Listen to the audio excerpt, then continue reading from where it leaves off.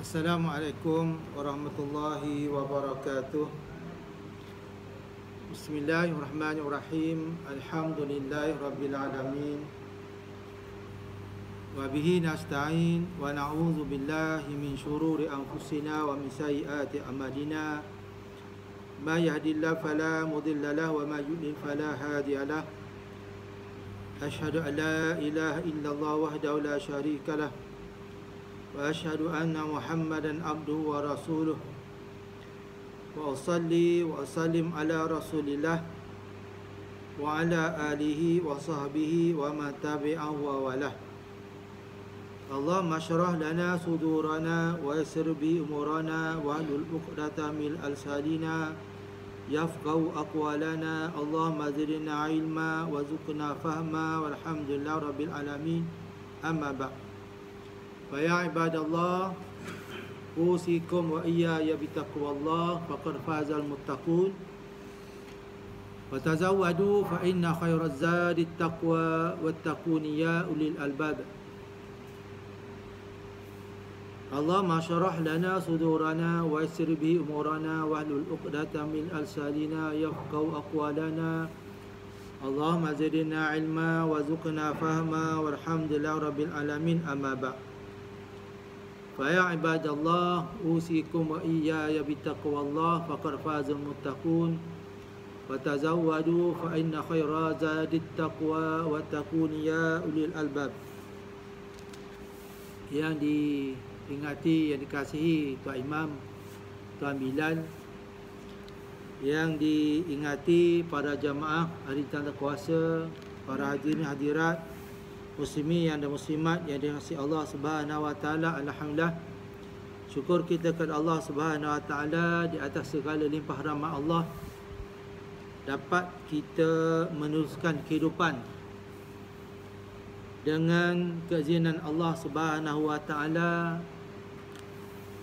di mana kita juga masih diberi ruang dan peluang untuk memperbaiki cara hidup kita, lebih-lebih lagi cara hidup menepati cara Islam.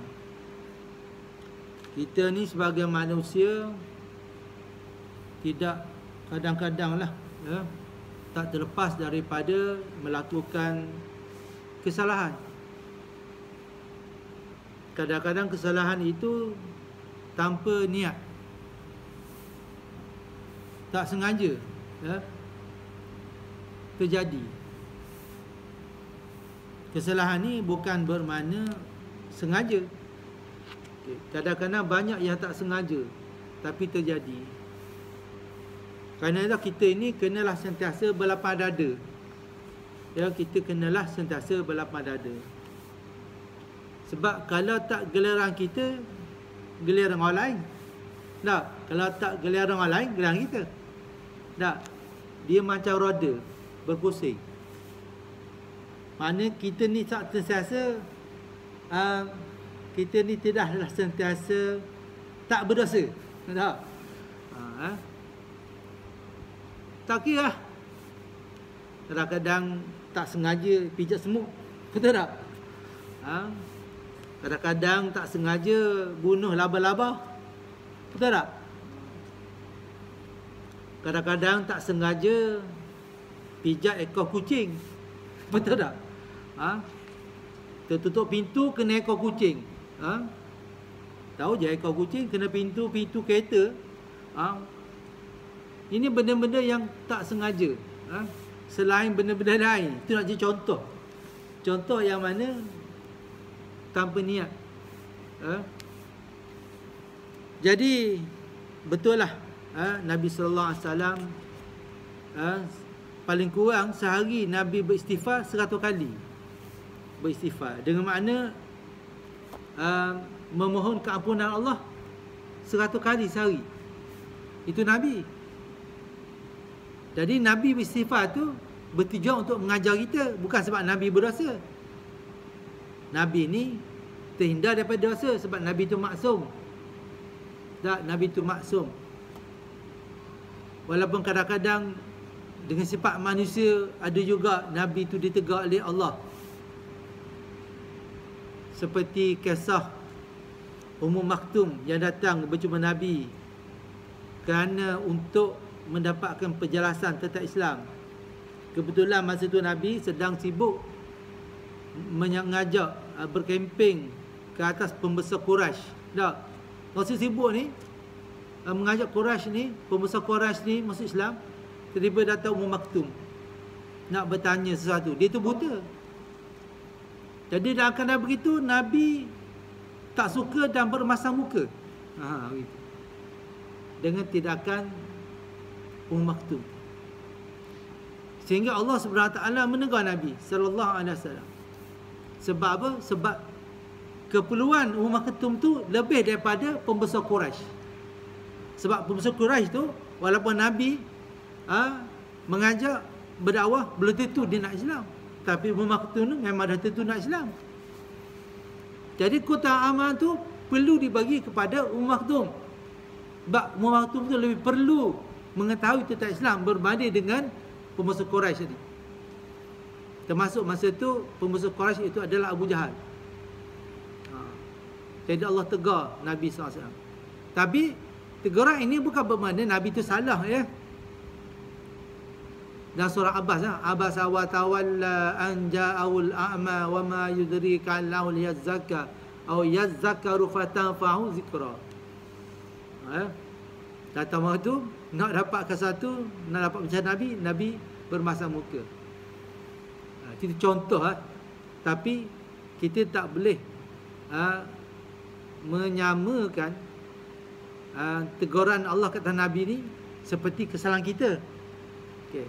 Sebab Nabi pun ada sebab dia. Sebab apa Nabi bermasam muka? Sebab Nabi ada kerja lain. Macam tu. Tanpa Nabi mengetahui bahawa Ummu Maktum tu lebih memerlukan berbanding dengan orang Quraisy.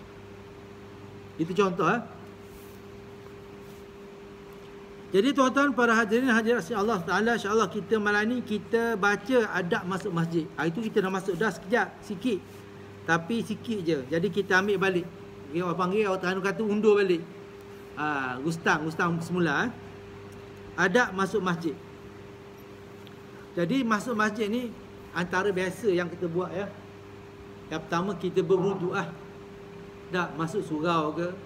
Contoh lebih lagi surau yang dilaksanakan solat 5 waktu. Dan surau yang dilaksanakan solat 5 waktu ini juga antara tempat yang kita boleh beriktikaf. Jadi biasanya di masjid, tak, kalau masjid biasa dia ada doa niat nawaitul iktikaf kan. Jadi kalau kita datang surau seperti ni pun kita boleh iktikaf. Niat iktikaf. Jadi niat iktikaf ni boleh pahala tuan-tuan. Tuan-tuan masuk nak iktikaf sebelum duduk. Okey, selama mana tuan-tuan berada dalam surau atau masjid, tuan-tuan akan dapat pahala dengan niat iktikaf tu. Masih duduk bukan duduk saja. Dapat pahala. Duduk dalam masjid tu, dah masuk masjid tu memang dapat pahala. Niat iktikaf tu pun dapat apa? Dapat pahala. Mana berganda pahala ni. Selain daripada solat sunat yang kita buat. Antara sunat lah, bila kita masuk surau masjid, perkara yang sunat kita buat, yang disuruh ialah solat. Okay. Setidaknya solat tahiyatul masjid. Satu masjid. Kalau masjid lah, ini surau ni kita solat lah 2 rakaat. Solat apa pun boleh. Okay. Kecuali kalau kita datang ke surau masjid dalam keadaan solat fardu ditunaikan. Maksudnya kalau kita sampai ke surau masjid, tak perlu kita nak solat tahiyatul masjid, kita tak payah. Sebab solat fardu tu dah termasuk dalam solat tahiyatul masjid. Yang nak berkendak kepada tahiyatul masjid ni sebab tak ada solat apa nak buat. Masuk masjid saja nak buat apa? Jadi adabnya masuk surau masjid kita solat 2 rakaat tahiyatul masjid. Anda kata tak ada solat apa. Tapi kalau kita dah sampai ke masjid surau, dah waktu tak masuk lagi, kita solat dulu tahiyatul masjid. Tapi kalau ada azan, dah berkumandang, kita tunggulah azan tu habis dulu, kita solatlah 2 rakaat sebelum solat fardu. Dulu kat Selangor ni orang tak berbuat solat sunat 2 rakaat sebelum fardu. Saya ingat lagi. Ada beberapa perkara lah saya mula-mula datang ke Selangor ni, terutama dekat Istiqamah ni lah. Saya mari dulu. Tak Istiqamah lah, satu Selangor ni masa tu. Orang tak buat solat 2 rakaat sebelum maghrib. Biasa selepas imam azan terus iqamat. Dulu saya ingat. Masa saya sedang lagi tahun 98 saya mula mengajar dekat Istiqamah tu. 98 saya mula start mengajar Istiqamah. Sampailah tahun 2018 saya keluar Istiqamah. Dari 1998 sampai 2018, berapa tahun saya mengajar kat Istiqamah mengajar tafsir. Masa tu. Jadi lama kelamaan okey, bila dah orang panggil mengajar, bila dah datang penceramah dari satu ke satu, okey, lalu di Selangor ni mulalah solat 2 rakaat sebelum maghrib. Mula saya masuk Istiqamah, saya cerita hadis Bukhari dan Muslim ada menceritakan, meriwayatkan bahawa ketika mana mereka itu sampai ke Madinah, di mana kata Imam Bukhari, aku menyangka bahawa ketika itu orang sudah menunaikan solat maghrib. Menyangka begitu. Sebab orang dah semayang dah semua. Orang dah bangun semayang. Rupanya kata Imam Bukhari, orang tak mula lagi solat maghrib. Orang baru solat sunat 2 rakaat. Jadi dalil ni nak tunjukkan bahawa 2 rakaat sunat sebelum maghrib itu adalah amalan penduduk Madinah. Jadi bila amalan itu menjadi amalan penduduk Madinah, bermakna dia juga adalah amalan Nabi sallallahu alaihi wasallam. Sebab antara sumber syariat ini adalah amalan para sahabat. Sebab sahabat mereka melihat Nabi itu beramal. Jadi cerita Imam Bukhari, cerita Imam Muslim, ketika sampai ke Masjid Madinah tu, mereka menyangka bahawa orang dah solat maghrib. Rupanya belum lagi.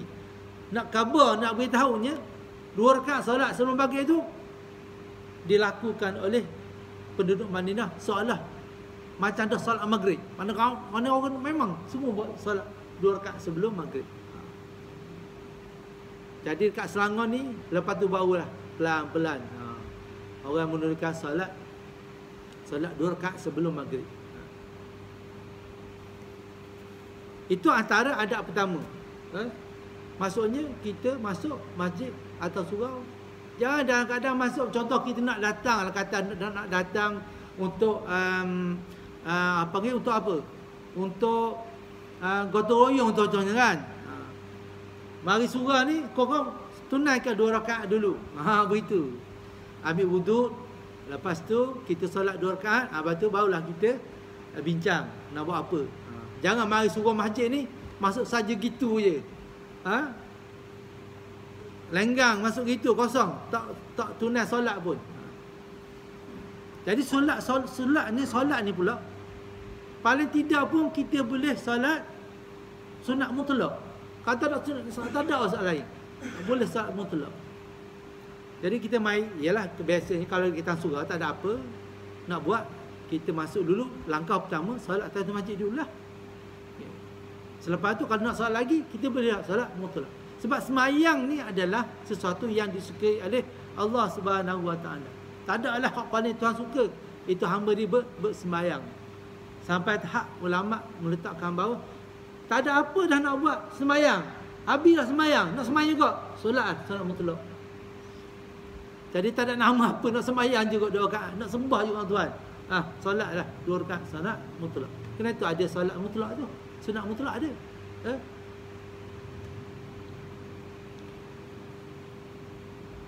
Okey, kata Imam Ghazali, jika kamu ingin masuk ke dalam masjid, dahulukan kaki kanan. Ya, memang macam nak masuk rumah kita kan. Masuk kaki kanan, keluar dengan kaki kiri. Rumah masuk mana? Masuk kaki, betul. Masuk kaki kanan, keluar dari kaki kiri. Itu rumah, sama kat masjid. Dan ucaplah kata Imam Ghazali, Allahumma salli ala Muhammad wa ala ali Muhammad wa sahbihi wa sallim. Allahumma fil lana, Allahumma fil li dhunubi waftah li abwaab rahmatik. Salawat ke atas Nabi Muhammad sallallahu alaihi wasallam, ya Allah, limpahkanlah, kalau di sini bermakna limpahkanlah salawat dan salam ke atas Nabi Muhammad sallallahu alaihi wasallam, ahli keluarga Nabi Muhammad dan sahabatnya, serta berikanlah kesejahteraan buat mereka. Ya Allah, ampunilah dosaku dan bukakanlah pintu-pintu rahmatmu buatku. Kalau kita tak ingat bahasa Arab, boleh doa kat bahasa Melayu. Doa bahasa Melayu. Sampai ke surau, dah nak masuk pintu surau tu, doa dia, ya Allah, ampunilah dosaku dan kau bukalah pintu-pintu rahmat untukku. Mudah je. Ya Allah, ya Allah, ya Tuhanku, engkau ampunlah dosaku dan engkau bukalah pintu-pintu rahmat untukku. Bahasa Melayu pun boleh. Ataupun kita nak doa apa lain pun boleh, doa je lah apa-apa pun. Macam kita berwuduk kan, dia ajar setiap selang nak antara perbuatan wuduk dengan wuduk yang lain, dia ajar untuk kita berdoa. Mana selang tu, basuh tangan, dari tangan nak berkombong kan, antara tu kita pun boleh berdoa. Bukan itu saja, daripada rumah nak sampai ke surau, nak sampai ke masjid, dalam keadaan perjalanan tu kita pun boleh berdoa. Sebab dalam keadaan kita bersuci, mana hati kita tengah suci masa tu, nak ke masjid. Jadi dalam keadaan kita, hati kita tengah bersih. Jadi banyaklah berdoa ketika itu.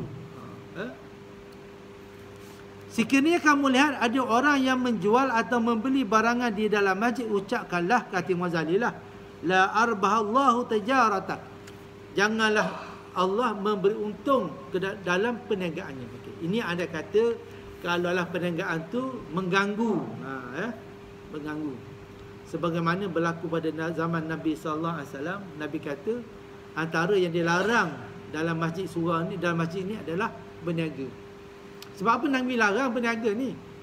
Sebab ketika itu sahabat Nabi ni, sebahagian daripada mereka yang berniaga ni, dia buat bising. Dia bukan sekadar berniaga, dia menawarkan harga. Mari beli barangku, mari sini belakang, mari sini belakang. Begitu.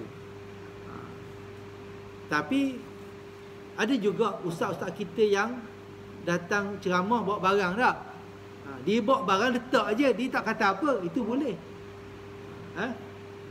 Yang dilarang kalau berniaga letak barang, lepas tu siap berkempen. Mari tuan-tuan, siap ngeloceng ke, tonteng, mari beli barang saya ni tuan-tuan. Itu ditegah. Sama ke Nabi tegah budak kanak-kanak datang masjid? Tegah Nabi budak datang masjid sebab bising. Tapi kalaulah anak kita datang masjid surau tak bising, tak apa. Okey, tak apa. Ada tak ada Nabi, ada tak ada Nabi yang Nabi galakkan anak datang masjid? Ada tak Nabi larang? Larang ni sebab bising. Di hadis Nabi ni kena tengok pada, dia panggil wurudul hadis. Sebab hadis mari tu sebab apa? Dia macam asbabun nuzul. Turun ayat ni sebab apa? Ada juga begitu. Jadi kita ni ialah ilmu kan. Jadi ilmu ni kita tak boleh kata bila baca hadis kita faham tu tak. Kita kena tengok juga syarah hadis. Kena tengok syarah hadis tu apa. Apa kata syarah hadis, ulama tu kata apa tentang hadis tu. Ya. Jadi tak boleh kita mengikut faham kita. Tak boleh. Jadi larangan tadi, doa tadi kerana kata kalau datang surau buat bising kan.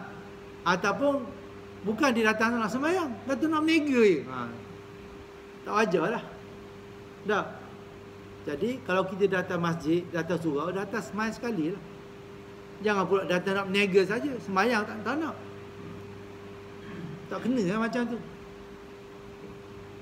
Jadi kalau kita dah surau masjid, letak barang kat luar tu kan, ambil kursi duduk, tunggu, jual kepiah, jual kitab apa, buku, tak masalah yang tu. Tak ada kaitan dengan larangan Nabi SAW. Sebab ada orang faham gitu. Orang faham ni bukannya orang sebarangan. Kadang-kadang ilmuwan yang setengahnya dia tak faham. Macam tu kan. Nak sebut pun segan, tapi tak apalah. Tak. Kita pun bukan pandai juga. Tak. Tapi taklah seteruk gitu. Faham. Tak sepaham itu, taklah seteruk itu. Jadi kalaulah kita ni ilmuwan, dikatakan ilmuwan, tapi fahaman kita seteruk tu, berat lah. Tak. Jauhlah kita ni kalau nak dipanggil mujtahid. Macam Imam Syafi'i tu, jauh juga nak. Tak. Macam saya ni sekadar pandai sikit pada tuan-tuan. Tak. Pandai sikit je. Mengajar ni pandai sikit. Kalau nak pandai macam tuan-tuan lah. Begitu. Jadi pandai sikit je. Bukan pandai banyak pun. Sebab belajar kan. Kita belajar. Bolehlah mengajar sebab kita belajar. Kalau tak belajar nak mengajar mana? Dia faham. Dia ilmu ni banyak tuan-tuan. Dia ilmu Quran ada ulumul Quran, ilmu hadis ada ulumul hadis. Dia belajar hadis ada ulumul hadis. Baca Quran ada ulumul Quran. Dia kena tahu belaka. Usulul hadis, usulul Quran. Kena belajar belaka, kena tahu belaka. Kalau tak belajar kita tak tahu. Hadis sahih, hadis hasan, hadis dhaif. Dia ada martabat dia. Yalah, walaupun kita bukan yang pakai hadis, tapi kita belajar tahulah sikit-sikit. Tak ada lah panggil butuh huruf.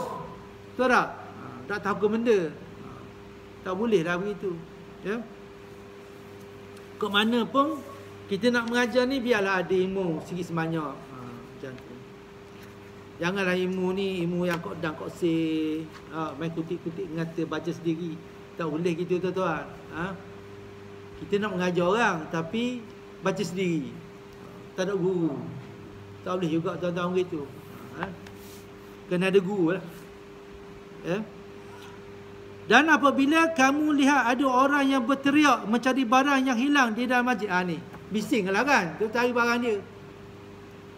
Katalah la raddallahu alaik, semoga Allah tidak kembalikan barang kamu. Dia duduk bising dalam masjid. Marahlah kita. Faham tak? Tak payahlah cari dan diam je lah. Tak?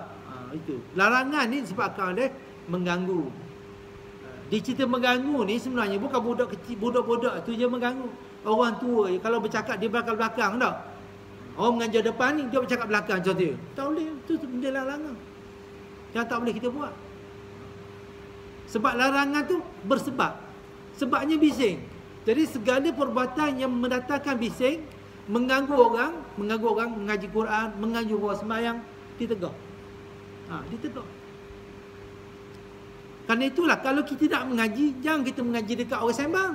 Salah kita. Mengaji dekat tempat orang tak sembang. Sama sembahyang.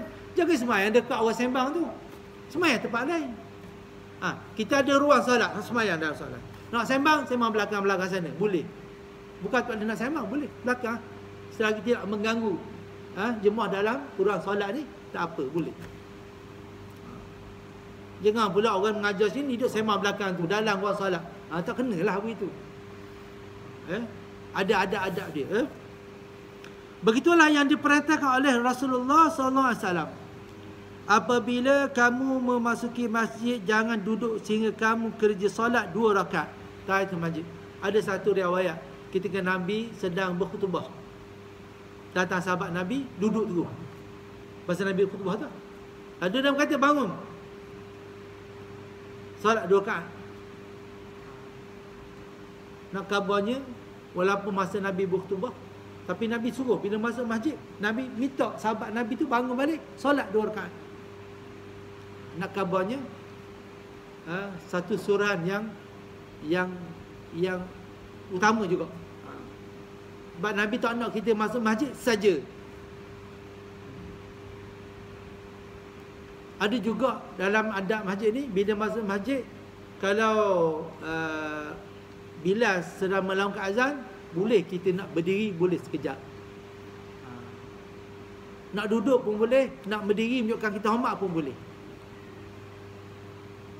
Tapi kalau kita sedang membaca Quran, tak, kita datang awal baca Quran, orang azan, perlu tak kita berhenti? Perlu tak kita berhenti? Perlu tak kita berhenti? Orang azan ni, kita kan Quran ni, boleh tak kita berhenti? Perlu tak kita, bukan boleh, perlu tak kita berhenti? Tak perlu.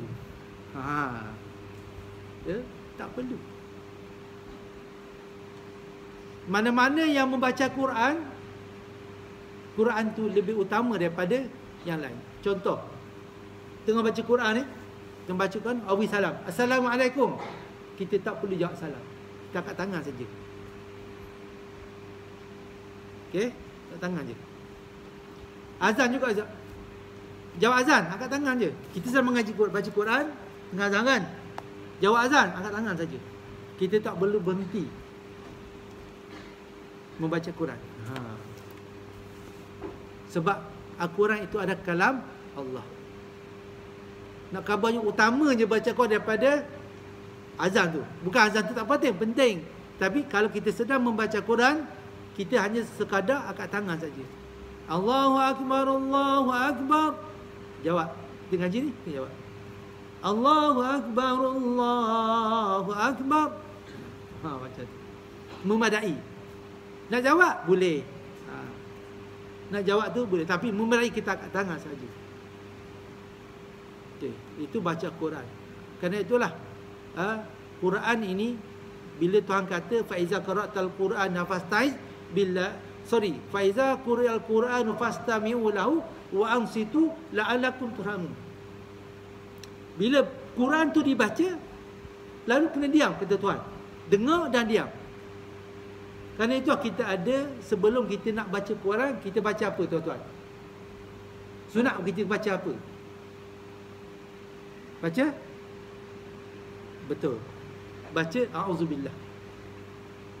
Sebab Tuhan kata bila kamu baca a'udzubillah, kamu tidak boleh dikuasai oleh syaitan.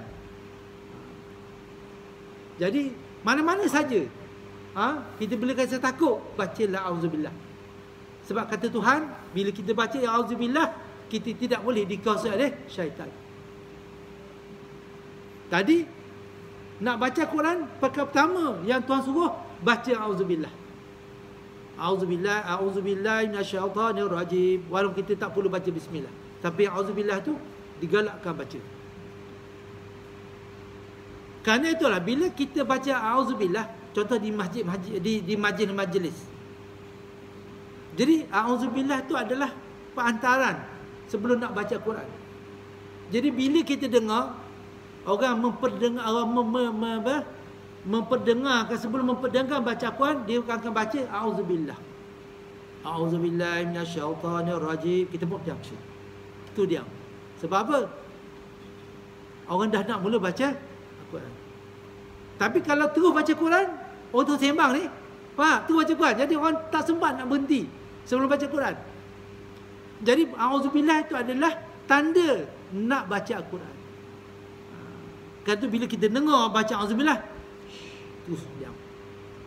Berbanding kalau terus baca Quran, jadi orang kata sembang baca Quran, tak sempat nak berhenti, Quran dah baca dah. Kerana itulah kita juga ditegur memperdengarkan bacaan Quran ni dicorong-corong. Okay. Sebab apa kita ditegur? Sebab ketika kita memasang bacaan Quran dicorong-corong, ada orang dengar tak?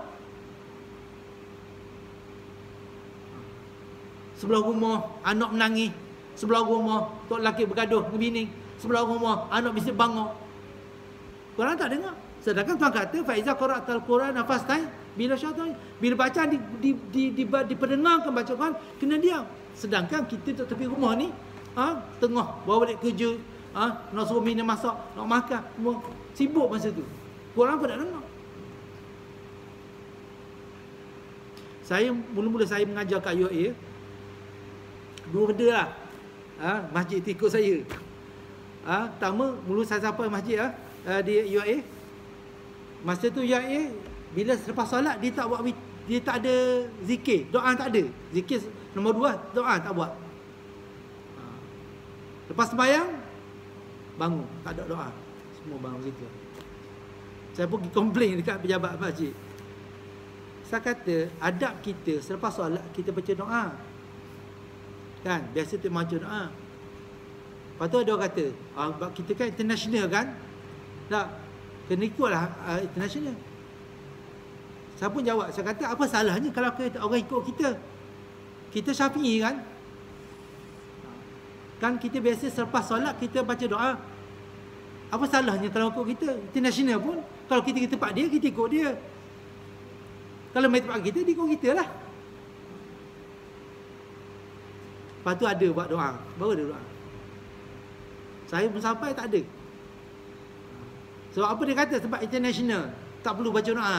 Buat macam setiap Arab, pas solat bertebar. Sebab tak ada adab sangat. Sebab kita ni sebenarnya adab sembahyang ni, bila kita ta'imam bisalam, bila ta'imam, sebelum imam bangun kita tak ada bangun, itu adab dia. Tapi bila dah tak ada baca doa ni, tebar dah, tak ada dah. Dia adab dia sebenarnya, bila dah beri salam, kita tak boleh balik sebelum imam balik. Kalau tu imam, dia tak boleh lama. Contoh lepas isyak, imam tak boleh lama duduk kat masjid. Dia pas dua rakaat semua, dia kena balik cepat. Sebab sebaik-baiknya kita balik ni selepas imam balik, atau sama imam balik. Barulah dikatakan Nabi, sesiapa yang pulang selepas imam pulang, dia beri ganjarannya pahala yang berlipat ganda. Dua benda selepas solat isyak ni yang kita nak pahala. Yang pertama, kita solat 4 rakaat selepas solat isyak. 4 rakaat solat sunat lepas isyak. Lepas tu sunat witir. Solat witir ni 1 rakaat pun tak apa. Kedua, kita pulang sekali ke imam balik. Sunat saya kata bukan wajib ni, sunat. Kalau kita nak dapat pahala lebih, macam tu lah. Tapi kalau kita nak balik tak ada masalah. Faham tak? Ini sunat saja, bukan wajib. Saya beritahu ni yang sunat. Begitu adab tu. Sebelum imam balik, kita tunggu imam balik baru kita balik. Itu satu, saya tegar UAE masjid dia. Lepas tu dia pun buat lepas tu. Kedua, biasanya kalau sebelum waktu zuhur tu dia pasang mengaji. Sebelum pukul 8 dia pasang mengaji. Sebelum waktu zuhur dia pasang mengaji. Saya tegar. Saya kata pasang mengaji ni siapa nak dengar? Bodok-bodok duk sembang kedai semua tu bercakap. Iyalah, sebelum dia orang tengah makan kan. Lepas kuliah dia orang duk, sebab UAE ni tepi-tepi kedai, banyak kedai makan bawah. Jadi orang selepas mengajar, orang tu jumpa kawan duk sembang, Quran pasang. Siapa nak dengar, saya kata. Lalu lama-lama pun dia pun pagi tu pasal Quran dia tu orang ngedoa. Dia baca doa sebelum kuliah pukul 8 kan. Tukar ngedoa. Lepas tu waktu lain dia tak pasal Al-Quran. Zuhur ke asar ke maghrib tak pasal. Pak saya kata, dah Tuhan kata fa iza qara'tal Quran Quran fastami'u lahu ansitu la'allakum turhamun. Bila Quran dibaca kita kena diam, tak boleh, kena dengar. Bukan Quran tu untuk dihiasi, tak. Quran tu bila dibaca hendak dia dengar. Kerana tu dia ada auzubillah. Auzubillahi minasyaitanir rajim. Quran nak baca tu, diam, jangan bercakap lagi. Bila dah mula baca Quran kita pun diam, dengar. Kalau tak faham tengok terjemahan. Itu buat betul. Tapi Quran ni bukan untuk hiasi telinga saja. Nak sedap pasang. Tak. Kadang-kadang orang tu pasang, lepas tu dia balik rumah, ditinggal begitu. Sejam. Sama okey kat Masjid Istiqamah ni, saya tegar dulu. Saya tegar ni bukan saya tegar ikut nafsu saya. Saya tegar ikut ilmu, tuan-tuan. Dulu pernah sekali istiqamah dia pasang mengaji sebelum subuh Pukul 5 pasang mengaji. Berdoa, umur saya wujud sana pun dengar. Saya tegur. Saya kata tak boleh. Lepas tu ada marah saya. Apalah Nazir? Oh tu macam marah saya. Tak suka pasal Quran. Marah saya. Saya kata tak apa, ikut Bila orang marah saya, ikut Saya kata sebab pasang Quran ni sebelum subuh bukan syar'i. Kok Nabi ajar, kalau kita nak gerak orang, Nabi ajar macam mana? Azan pertama, dia panggil azan bohong, dia panggil. Lepas tu Nabi ajar, kalau nak gerak orang, jangan gerak orang pasang mengaji pukul 5 sampai pukul 6 pagi. Mengganggu orang. Nabi tak buat begitu. Bila cakap macam ni, ustaz orang pelik Orang ngaji dia marah. Orang nak suruh bangun. Nabi tak ajar pun begitu. Yang Nabi ajar ialah kalau kita nak gerak orang, azan pertama dulu. Jadi mendengar, ni azan pertama ni, nak subuh ni. Jadi tujuan dia bila bangun orang pun bersiap, gosok gigi, mandi semua kan. Hak mandi wajib dulu. Kalau tak nak bangun, itu dia lah. Dia dengan Tuhan lah tu. Bukan usaha kita dah. Tak mau bangun pun dia lah. Dia dengan Tuhan dah. Bukan kita dah. Dah kalau rasa nak suruh dia bangun subuh, nak semayang, kau pergi bakar sama dia. Macam Nabi ke bakar, pergi bakar sama dia. Kalau rasa pergi bakar, rasa nak puas hati, pergi bakar sama dia. Boleh tak bakar sama orang? Bangkar pagi gak pun tak boleh pula. Tak boleh. Jadi kita kena buat satu benda ni bikin syarat kan. Okey, betul saya kata, saya larang. Saya ada anak kecil tepi macam lagi lah saya tengok saya tu bisembang kuat. Bukan saya larang, saya suka je. Kita sukalah. Orang Jepun, saya sukalah, tak ada masalah. Suka je. Tapi masalah benda tak syar'i dan mengganggu orang lain. Saya tak mengganggu saya tak apa. Sekali tu kan, orang tak pasang tu suka. Sekali tu datang masjid tu mengamuk orang. Bawa kayu. Siapa orang yang pasang Quran tu demam, tak pergi masjid lepas tu. Bawa kayu, nak pukul. Saya tahu saya nasi. Saya nasi. Saya dah, tapi orang marah saya. Saya tak boleh. Kerana benda yang kita nak buat ni, biar benda yang disyaratkan. Kalau saya kata, kalau nak suruh bangun azan pertama tu, sebab Nabi buat macam tu. Ada masjid-masjid kat Malaysia ni memang buat gitu. Azan dulu. Cuma kita ni kena buat gitu, kena beritahu dah jemaah dulu. Assalamualaikum kabos patut kata, kita ada cara nak kita ni ikut sunnah Nabi. Begitu. Kita akan ada azan 2 kali. Kena kabul lah dulu. Atau sekala rumah-rumah kita akan ada azan 2 kali. Jangan terus buat. Lepas tu kena beritahu pula Jais dulu. Boleh tak nak buat gini? Tanya dulu. Jangan terus buat, nak jadi isu. Macam tu. Adalah dia punya step-step dia. Jadi boleh buat begitu, tapi kita kena khabar orang dulu. Kan beritahu kita akan ada 2 azan. Dah tak biasa. Kalau surah ni buat memang dari zaman dulu, daripada sebelum ada orang dulu, tak apa, memang tahu dah. Surah tu memang buat azan 2 kali. Tapi dengan ramah macam ni, tak, dengan penuh orang sewa macam ni, lepas tu tiba nak buat macam tu, orang tak tahu. Jadi orang akan marah lah. Jadi isu. Jadi benda tu kita beritahu Jais dulu. Boleh tak? Jais ni benar tak nak azan 2 kali? Kalau dia benar kan, dia call surat lah. Senang. Ada surat. Lepas tu kita pun beritahu jemaah. Assalamualaikum kan. Kita beritahu pada bulan puasa ke. Kan. Orang bulan puasa mari tak. Kita beritahu lah. Tang-tang raya, semang raya ke. Tak? Atau beritahu Masjid Istiqamah tu, hari Jumaat tu, announce sikit surau Daun Naim ni nak buat azan 2 kali. Dapat kebenaran daripada Jais dah. Beritahu gitu. Kena beritahu dulu. Jangan pakai buat tu begitu. Okey. Jadi antara Nabi ajar tadi kan, mestilah kena ambil wuduk dulu. Bila nak masuk masjid surah ni, ambil wuduk. Jangan tanpa ada wuduk. Sembahyang 2 rakaat. Itu ada. Tapi bukannya wajib. Beritahu ni bukannya wajib. Tapi kalau kita nak ikut sunnah Nabi, begitulah keadaan ni. benda-benda yang benda yang kita buat pula bukan tak boleh pahala, boleh pahala, ya. Jika kamu masih belum mengerjakan solat sunat subuh sebanyak 2 rakaat di rumah, memadai kamu kerjakannya tanpa perlu mengerjakan solat tahiyatul masjid.